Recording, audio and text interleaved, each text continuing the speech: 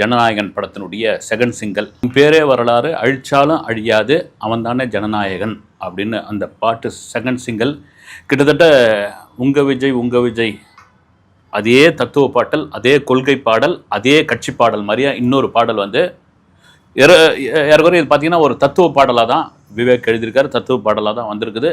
அதை தெரிக்க ஆரம்பிச்சிட்டாங்க, கொண்டாட ஆரம்பிச்சிட்டாங்க. அது ஏன்னா தளபதி கச்சேரி பாட்டு வந்தப்போ 2 விதமான விமர்சனம் வந்தது. ஃபர்ஸ்ட் சிங்கிள் வந்து இது என்னப்பா கேட்டது மாதிரி இருக்குது, கேட்காத மாதிரி இருக்குது, இது அந்த அளவுக்கு ஹிட் ஆகுமா ஆகாதா இப்படியா விமர்சனங்கள் இருந்தப்போ அந்த பாட்டையும் கொண்டாடி தீர்த்துட்டாங்க.